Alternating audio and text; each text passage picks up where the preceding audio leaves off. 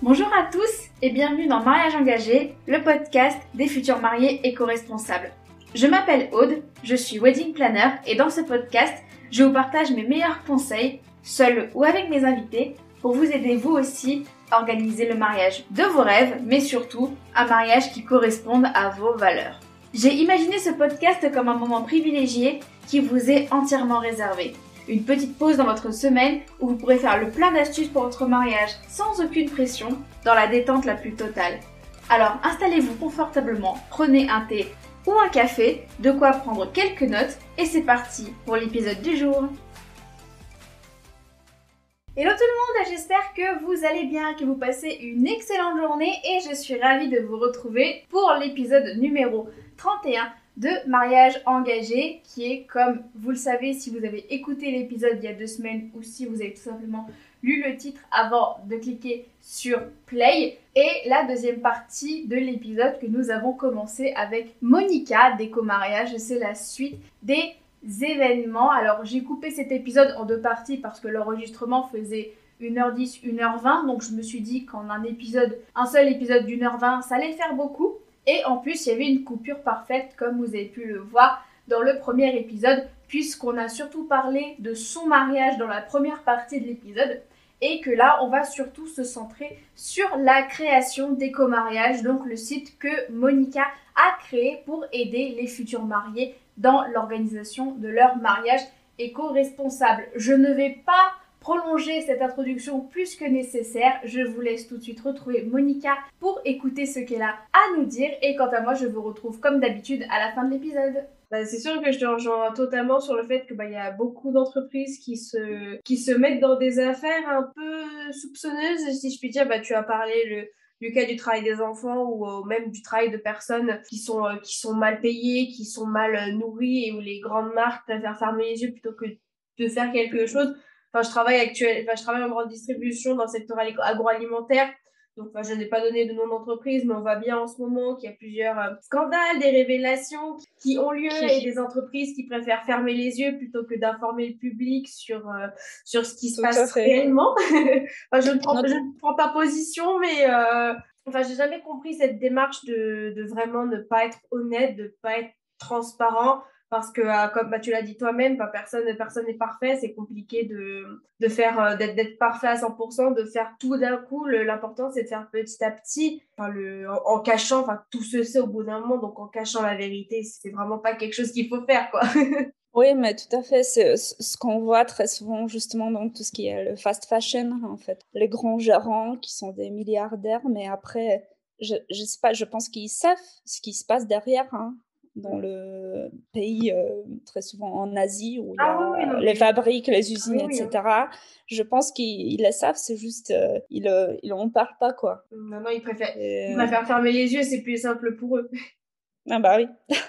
Voilà, ça leur permet de vendre pas cher, d'avoir une main-d'œuvre pas chère, et ils ferment les yeux sur tout ce qui se passe à côté, ou alors ils disent ah, mais c'est un sous-traitant d'un sous-traitant d'un sous-traitant. Et après, c'est ça. Donc, au final, on fait, c'est pas notre faute, etc.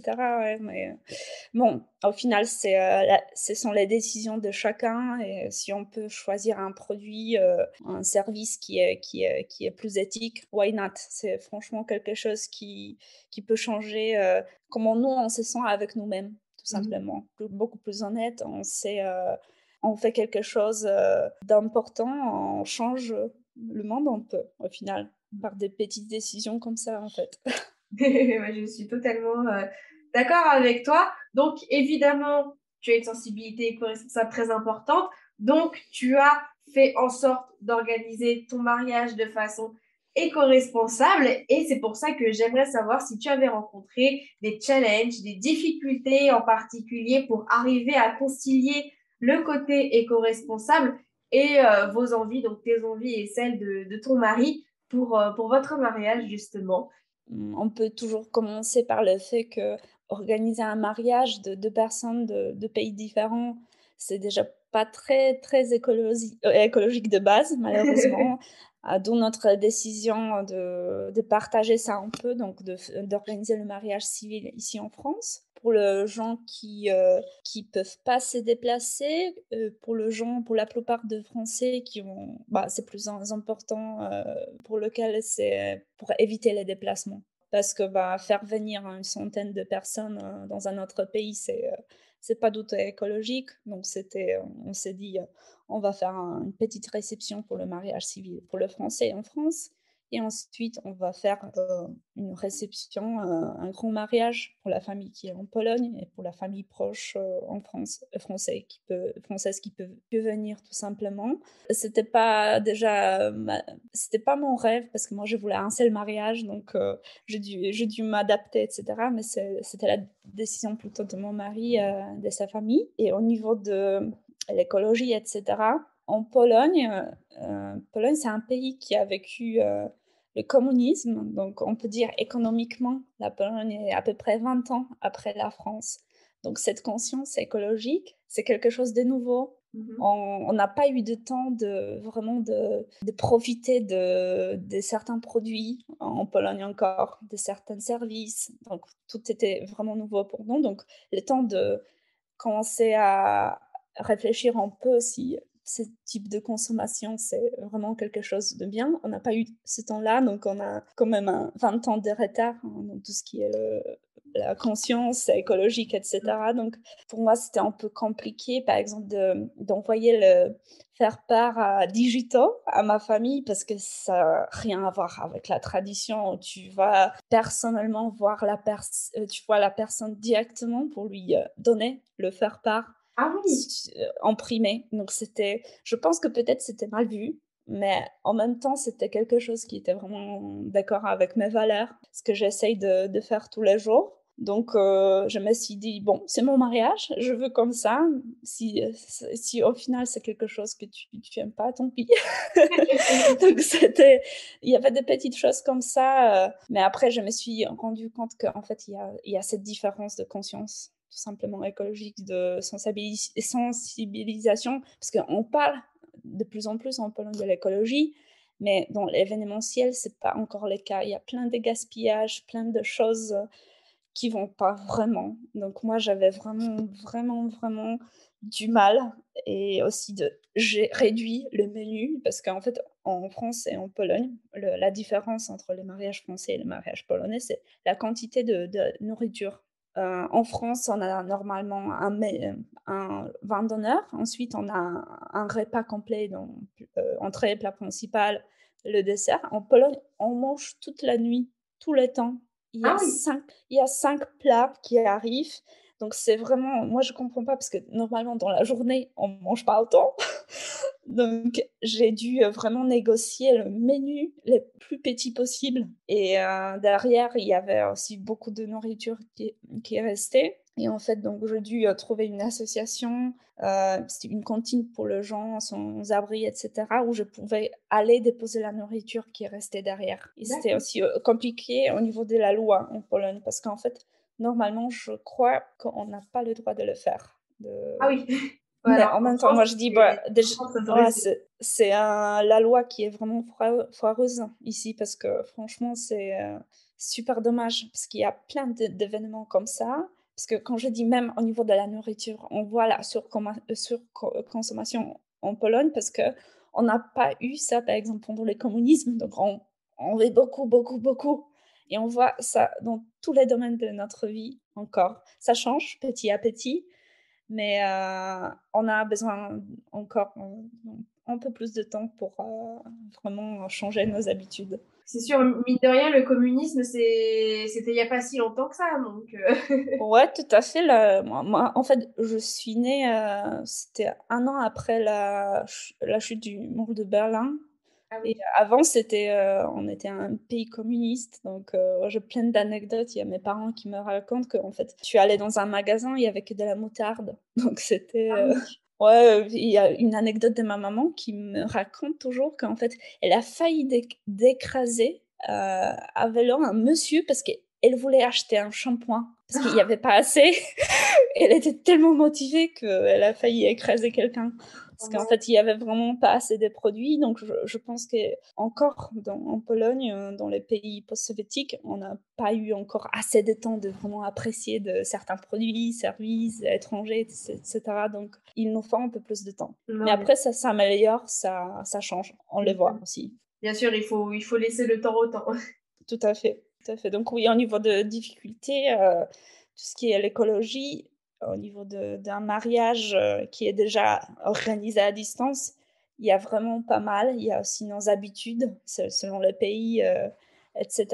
Et au final, moi, je me suis dit, moi j'essaie d'être écologique. Donc, par exemple, quand je disais au niveau de faire part, je me suis dit, bah, tant pis, c'est pas grave, c'est ma décision. Il y a plein de commentaires comme ça parce que, par exemple, en Pologne, on fait très souvent, dans les petits villages, on fait deux jours de mariage. On fait la fête pendant 2-3 jours de temps en temps. Mais la quantité de nourriture, tout ce qui va avec, déjà le prix d'organiser tout ça, c'est ridicule, ça sert à rien.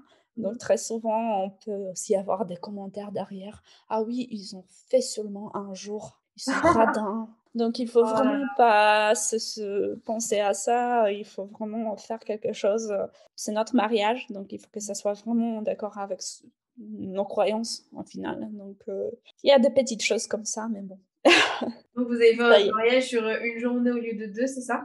Exactement, tout à fait, ouais. Bah, on a fait un petit brunch, mais c'était vraiment un brunch pour la famille proche. C'était pas vraiment... Parce que normalement, on fait 2 jours de fête, donc il faut déjà préparer 2-3 tenues pour changer. Les invités, ils sont super bien habillés tous les 2 jours. C'est pas que c'est un brunch, il y a de la musique, il y a la danse. Donc c'est vraiment le 2e jour, hein.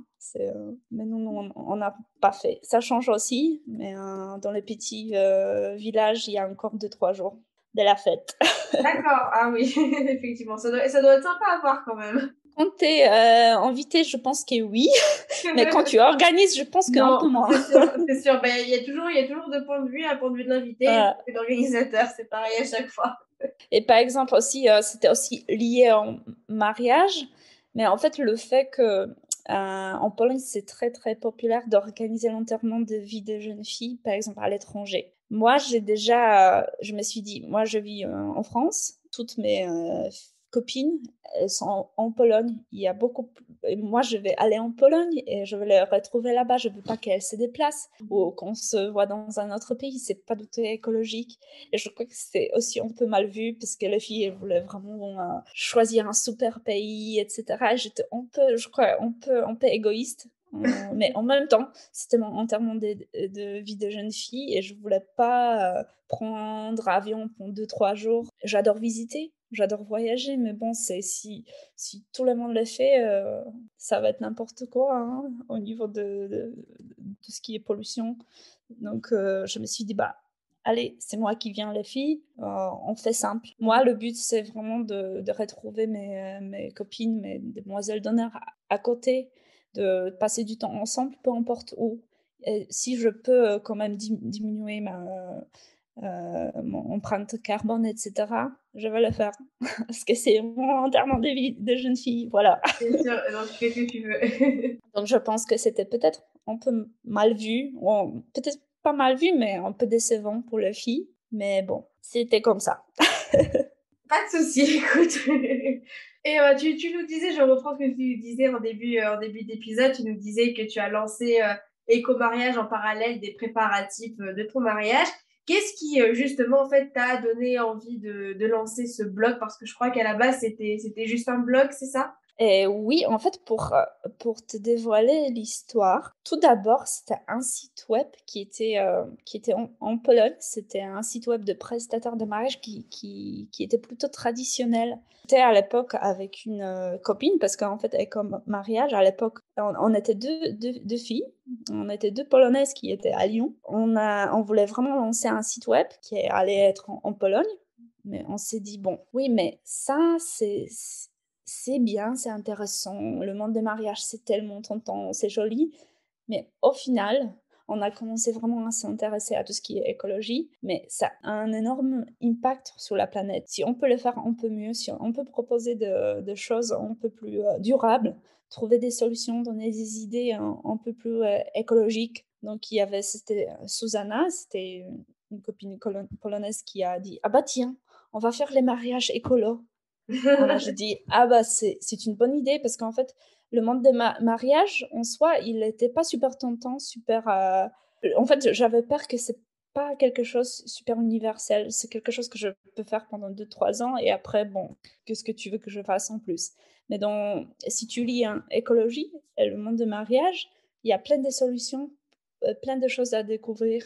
C'était une idée de Susanna et on s'est dit, bah tiens, ok, on va commencer par un blog parce qu'on avait l'impression que ça n'existe pas. Et à l'époque, ça n'existait pas, effectivement. Donc, on a commencé par les articles, astuces, conseils, etc. Aussi pas mal d'inspiration. Et on a lancé un carnet d'adresses qui était, pour commencer, c'était un truc super simple, tu sais. C'était vraiment pour voir s'il y a des gens qui sont déjà intéressés, s'il y a des prestataires qui ont des services, des produits qui sont vraiment dans les démarches écologiques, etc. Donc, on a lancé le carnet d'adresses. C'était vraiment une simple redirection. Donc, tu cliquais sur un picto d'un prestataire et tu allais sur son site. C'était pas du tout personnalisé. C'était vraiment super simple. C'était vraiment juste pour tester une idée. Et on s'est rendu compte que le prestataire, il y en a beaucoup. Il y a plein qui font des choses super bien, qui font des choses super écologiques, qui sont super transparents, sauf que très souvent, ils se perdent sur le grand site parmi les prestataires plutôt traditionnels. Donc c'est super dommage parce que moi, par exemple, quand je cherchais mes prestataires, etc., c'était un facteur, c'était quelque chose vraiment le plus important pour moi. Déjà, je commençais la recherche de mon côté, c'était super énergivore, j'ai passé des heures pour trouver des gens qui m'allaient, quoi. Que je voyais qu'ils font du bon travail, qui sont super transparents avec le produit, tout ce qu'ils utilisent, etc. Donc, je me suis dit, ah bah tiens, ça serait bien d'avoir...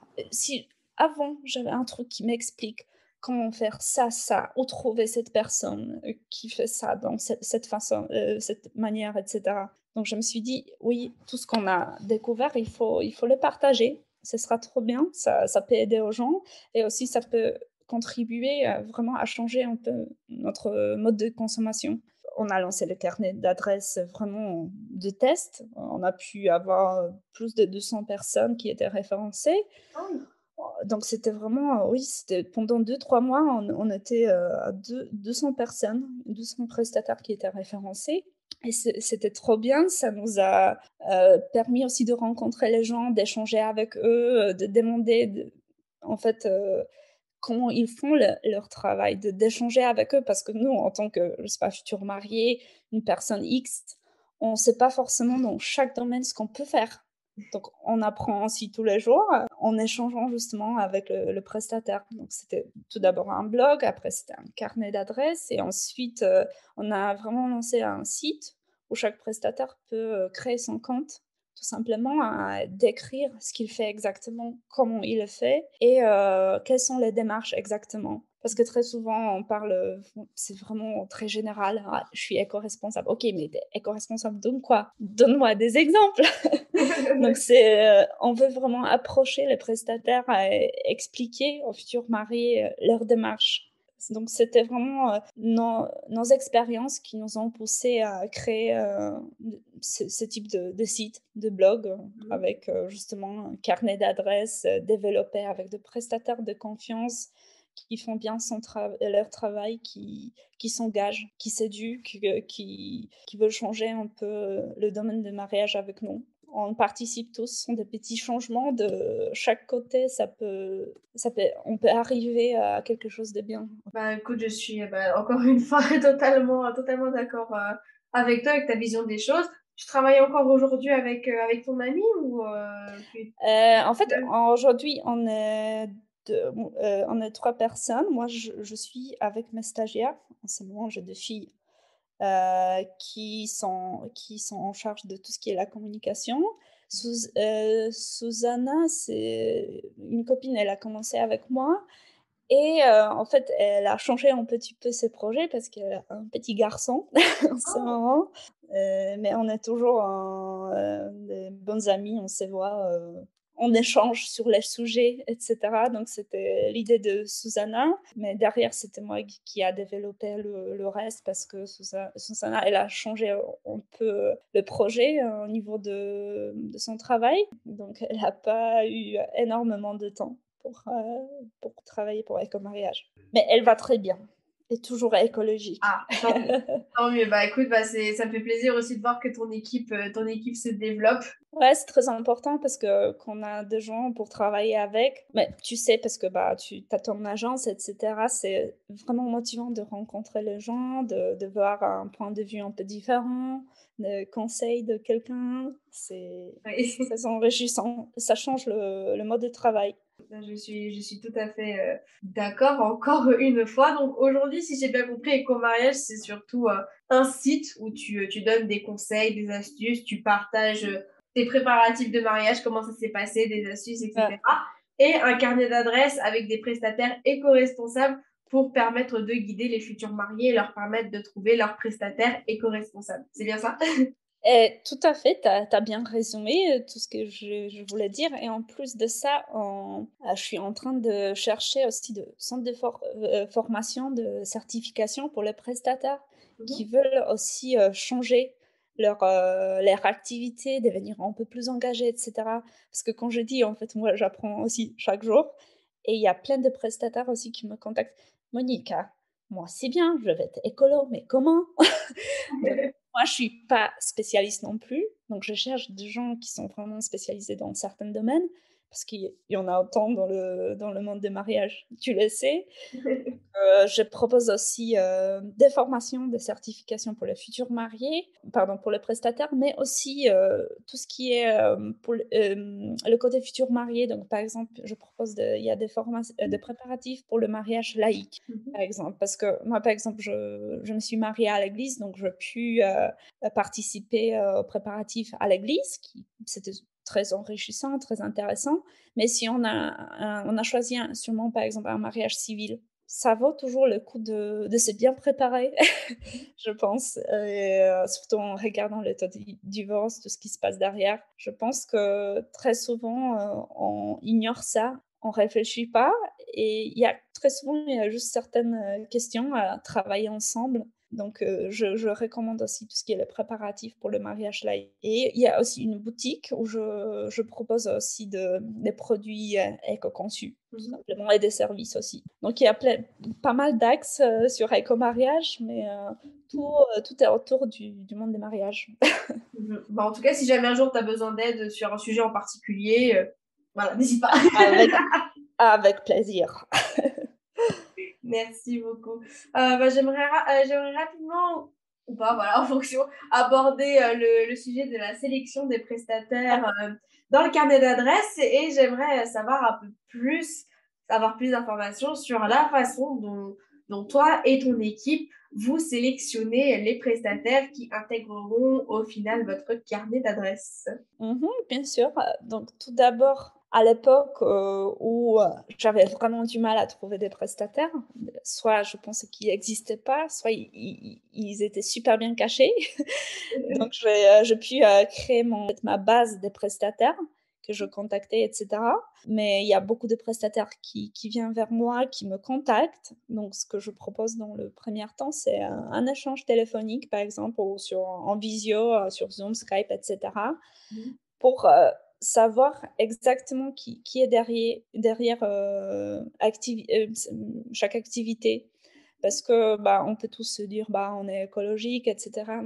Mais moi, je veux vraiment comprendre en quoi, pourquoi, comment. Donc, je fais vraiment la connaissance avec le prestataire qui est derrière. Je regarde le concept de plus près, je regarde les réseaux sociaux de prestataires qui va être référencés parce que très souvent, je sais pas, il y a un traiteur qui dit oui, moi je vais être vraiment sur votre site, mais là je vais sur les réseaux sociaux et je vois qu'il propose tout dans les emballages en plastique. Donc il faut vraiment faire vraiment aussi les checks derrière. Donc c'est tout d'abord un échange avec. le prestataire. Et aussi, je regarde tout ce qui se passe au niveau de son site web, au niveau de ce qu'il fait dans les réseaux sociaux, etc. Et aussi, je essaye de comprendre de quoi ils ont besoin parce que, quand j'ai dit, il y a tellement de domaines dans le domaine du mariage, tellement de secteurs, que chaque domaine peut être écologique différemment. Il peut avoir des démarches, des engagements tellement différents. Et des fois, je rencontre les prestataires qui m'apprennent vraiment beaucoup de choses. Parce que moi, je ne savais pas que, par exemple, on peut faire ça comme ça. Donc, c'est vraiment super enrichissant. C'est pour ça que j'adore ces côtés, justement, d'échanger. Et aussi, c'est pour ça que je propose tout ce qui est la formation, les certifications sur mon site. Parce que je veux, même les prestataires qui sont déjà pas mal de démarches, d'engagement, j'explique et je veux qu'ils vont encore plus loin. Donc, je partage ce que j'ai trouvé. Donc, tu as pu voir qu'on fait beaucoup de contenu qui est vraiment éducatif. Ce qu'on adore, c'est vraiment un échange pour voir qui est derrière. C'est tout simplement comme ça. On ne fait pas de contenu à la chaîne. On ne fait pas genre, parce que tu me payes, je te fais un super joli compte, une page personnalisée. C'est pas comme ça. Évidemment, je comprends. Donc, on se sent vraiment responsable devant notre public. On s'est dit, par exemple, il y a des copines derrière les écrans. Ta super copine, tu vas pas recommander quelqu'un que tu apprécies pas au final. Donc, c'est vraiment un système comme ça, transparence. Je comprends tout à fait et justement, ça rejoint un peu ta démarche de vraiment miser sur la qualité au lieu de miser sur la quantité. Exactement, tout à fait. Et bah écoute, on approche tout doucement de la fin de cet épisode. J'aurais juste une dernière question pour toi. Donc, à savoir, est-ce que tu aurais des conseils à donner aux futurs mariés, alors sur tous les sujets que tu veux, soit sur la façon, soit sur ce que tu as vécu par rapport à ce que tu as vécu, donc soit gérer les reports de son mariage, avoir un mariage éco-responsable, ou même pour les personnes qui ont pareil un mariage multiculturel comme le tien, comment bien gérer les aspects, comment bien intégrer une nationalité, une culture, une autre culture, etc. Je te laisse la parole.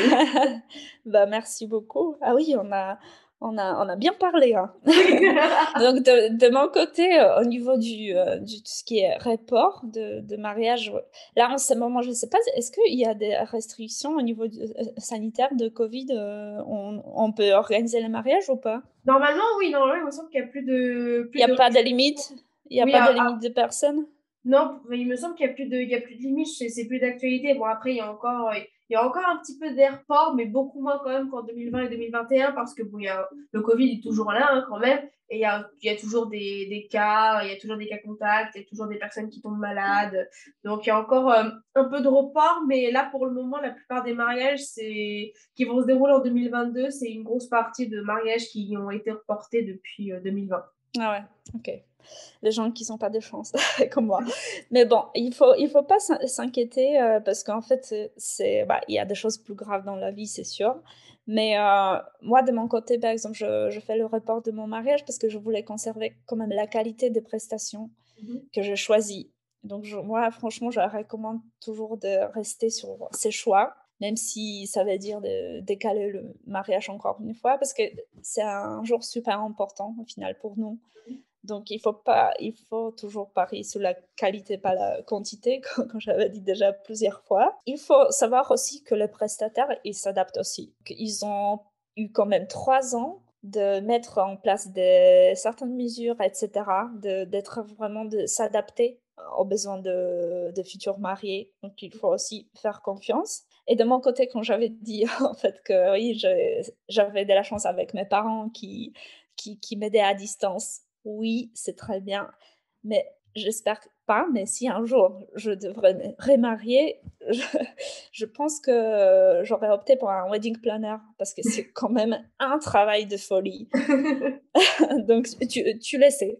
Voilà. Et c'est quelque chose, en fait, la conscience que tu as une personne qui pense à tout, à ta place. Je pense que psychiquement, ça peut être super pratique. Parce qu'en fait, moi, je savais, je fais confiance à mes parents, etc. Mais en fait, j'avais du mal à penser que le pauvre, ils doivent galérer déjà avec tout ça. Mais pourquoi il fallait prendre quelqu'un? C'est vraiment trop de travail pour une seule personne, parce que c'était surtout ma maman. Il faut vraiment déléguer le travail. Ça, c'est quelque chose que je pourrais vous dire de mon côté, c'est mon expérience. Et surtout aussi, quand je disais, il y a le prestataire qui s'adapte, même aussi au niveau d'organisation des mariages en plein air, dans le jardin, parce que ça, c'est devenu vraiment à la mode ces derniers temps, tout ce qui est élopement. Donc, il y a des solutions super sympas qui sont mises en place, donc c'est très, très, très bien. Pour tout ce qui est le côté éco-responsable, on peut vraiment toujours louer des choses, du matériel, c'est toujours plus pratique qu'acheter. Même au niveau de la robe, au niveau de décoration, etc. Parce que bah, on s'est dit oui, on achète quelque chose peut-être de qualité supérieure, mais très souvent les gens, malheureusement, ils ne veulent pas racheter derrière. Donc c'est ce que je me suis dit avec ma robe, parce qu'en fait j'étais entre deux solutions, soit je voulais louer, mais au final j'ai acheté parce que je me suis dit oui, je vais investir et après je revends ma robe parce que elle est vraiment au niveau des qualités de travail fait, elle est géniale. Mais franchement, j'ai du mal à la vendre, franchement. C'était vraiment quelque chose que j'ai testé, et surtout parce qu'en Pologne, il n'y a pas vraiment énormément de possibilités de location. C'est pas évident de vendre quelque chose derrière. Donc location, location, location encore. Et surtout qu'on peut avoir un super robe d'un créateur très connu que normalement on ne peut pas porter. Location, tout ce qui est matériel déco, la vaisselle. Par exemple, si on fait un mariage thématique dans le style un peu plus vintage, on peut avoir une vaisselle vintage, ça fait vraiment une belle décoration en plus. Et surtout, il faut soutenir des prestataires qui sont locaux, qui travaillent dans notre région, dans notre ville, dans notre village, parce que ce sont très souvent des petites entreprises familiales. Donc, il faut les soutenir, il faut éviter les grandes chaînes, etc. Astuce pour les cadeaux invités, il faut que ça soit super pratique. Parce qu'en fait, très souvent, je ne sais pas comment tu fais, mais par exemple, avec les dragées, les invités, ils oublient très souvent les dragées. C'est super dommage parce qu'on passe énormément de temps pour goûter. Bah, c'est pas grave goûter, on aime bien goûter, mais pour après choisir, etc., les emballer, etc. Et en plus, ils oublient derrière. Donc, c'est vraiment dommage. Donc, quelque chose de super pratique. Nous, on avait opté pour le sac, tu sais, un sac en tissu. On a créé notre petit logo avec la date de mariage, etc. Et c'est tellement pratique. Il y a tout le monde qui m'envoie tout le temps des photos, qui vont chercher du pain avec, etc. Donc, c'est vraiment le côté utile aussi de cadeaux pour les invités qui est super important. Parce que ça coûte de l'argent déjà. Très souvent, ça pollue. Si on peut avoir quelque chose qu'on peut réutiliser, c'est toujours mieux. De mon côté, je pense que j'ai dit pas mal de choses déjà. Après, comme j'ai Oui, déjà dit, pas mal, oui. je fais des choses quand je peux et je crois qu'on ne doit pas non plus se culpabiliser, etc. On n'est pas parfait, on essaye. Chaque petit geste compte et il faut commencer quelque part, c'est tout. Et après, ça va aller un peu plus loin. C'est si simple que ça, mais de temps en temps, les choses les plus simples, c'est juste de commencer. Et après, ça va tout seul. C'est ça, oui, vraiment, je suis d'accord avec toi sur le fait que le but, c'est pas du tout de se mettre la pression, parce que justement, c'est en se mettant la pression qu'on fait n'importe quoi et justement qu'on n'y arrive pas. Donc, c'est mieux, bah, là encore, je t'entends totalement, de vraiment se centrer sur quelques actions qui seront très simples à mener et qui, voilà, où il faut pas trop sortir de votre zone de confort, que vous savez que vous aurez des facilités à faire, et ensuite d'y aller petit à petit, d'un peu de complexifier ce que vous faites et vraiment arriver à un stade où vous vous dites, bah, ce que je fais actuellement, je suis satisfaite. Donc, pour le moment, je m'arrête là. Peut-être que quand j'aurai envie, je m'améliorerai sur d'autres choses, je testerai d'autres choses. Mais pour le moment, je suis très bien comme je suis. Je vis en cohérence, en totale cohérence avec mes valeurs. Et c'est ce qui est vraiment plus important. Ouais, c'est ça. Et ouais, au quotidien et aussi dans tout ce qui est événementiel, on peut faire des gestes, il y a des choses possibles à faire, des démarches à impliquer. Il faut juste vouloir chercher un peu. organiser un mariage et vous voulez que ça soit un peu plus écologique, je vous invite toujours à lire nos articles parce qu'on a 150 ou 160 articles déjà sur le blog. Donc, il y a pas mal d'informations, d'astuces, de conseils qui peuvent vous donner un peu d'informations sur... il y a des solutions, chers les amis. Exactement. Bah écoute, ce sont des mots, c'est une conclusion parfaite pour l'épisode. Et effectivement, on a bien blablaté Ouais, c'est ça. pendant l'enregistrement. Bah encore merci à toi d'avoir accepté. Merci beaucoup, Aude. Ça m'a fait très plaisir de t'avoir et que tu nous partages ton expérience, tes petites anecdotes. Bah moi, j'ai adoré savoir un peu plus comment ça se passait un mariage en Pologne. J'ai vraiment adoré. Donc franchement, merci à toi de nous avoir partagé autant de valeurs. Merci beaucoup, Aude. Merci, ça fait plaisir. Merci pour l'invitation. Avec grand plaisir. De toute façon, je mets tous les liens dans la description pour pouvoir retrouver Monica sur son site Éco-Mariage et également sur ses réseaux sociaux si vous souhaitez en savoir plus. Je l'encourage grandement à la suivre. De toute façon, si vous avez des questions que vous souhaitez échanger avec elle, je suis certaine qu'elle se fera un plaisir de vous répondre. Tout à fait. Je vous invite à m'adresser des questions si vous en avez. Je suis prête à répondre tout de suite. Ça marche. Et bah, écoute, merci encore à toi, Monica. Je te souhaite de passer une excellente fin de journée, une excellente semaine. Et puis, bah, je te dis à très vite. À très vite. Merci beaucoup, Aude. Et ça y est, c'est la fin de ces 2 épisodes avec Monica. Encore merci à toi d'avoir accepté mon invitation et d'avoir témoigné sur mariage engagé et sur entretien avec une mariée. Ne l'oublions pas, de ton mariage, de tout ce qui t'est arrivé et également de la création de ton site Éco-Mariage que je vous encourage à aller voir puisque c'est tout simplement une pépite. J'adore ce site. Avant de terminer cet épisode, j'aimerais juste vous faire une petite annonce. Si vous ne l'avez pas encore vu, mais le podcast a dorénavant sa chaîne YouTube. Je suis trop contente. Enfin, tout simplement, j'ai choisi de faire une chaîne YouTube parce que avec ma plateforme d'hébergement, donc Ocha, et la formule que j'ai actuellement, je n'ai pas la possibilité de diffuser le podcast automatiquement sur YouTube. Et en y réfléchissant, je me suis dit que c'était quand même dommage parce qu'il y a quand même pas mal de personnes sur YouTube. C'est un des réseaux sociaux ou un moteur de recherche, ça dépend de la façon dont on prend, où il y a quand même beaucoup d'utilisateurs. Et donc, c'était un peu une opportunité manquée de ne pas faire connaître le podcast au plus de monde possible. Raison pour laquelle j'ai lancé il y a 2 semaines la chaîne YouTube du podcast. Alors, ce qui va se passer pour le moment, c'est qu'il n'y aura pas encore tous les épisodes sur YouTube, le temps d'apprivoiser l'algorithme, etc.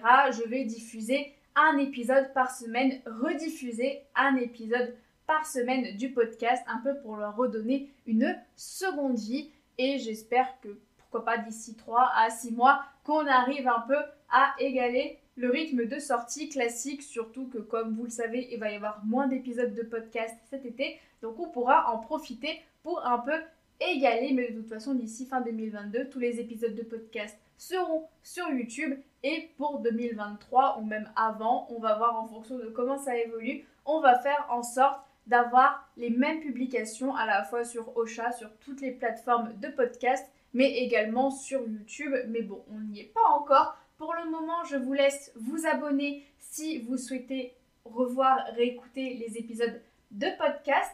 N'hésitez pas aussi à laisser des commentaires sous les vidéos. C'est aussi l'une des raisons pour lesquelles je me suis tournée vers YouTube. C'est que étant donné que sur les plateformes de podcast, c'est un peu compliqué de laisser des commentaires, de laisser des notes. Sur YouTube, c'est beaucoup plus simple. Donc, n'hésitez pas à aller laisser un commentaire, à laisser un j'aime, à vous abonner sur la chaîne YouTube si jamais vous souhaitez être tenu au courant des prochaines sorties, enfin des prochains replays, et tout simplement pour aider, pour faire contribuer à ce que le podcast soit connu auprès du plus de personnes possible. Ça m'aiderait beaucoup et je vous en serai infiniment reconnaissante. Tous les liens sont dans la description comme prévu, alors n'hésitez pas, be my guest, comme on dit en anglais, j'en serai ravie. C'est donc ici que je vais vous laisser encore une fois. J'espère que cet épisode vous aura plu.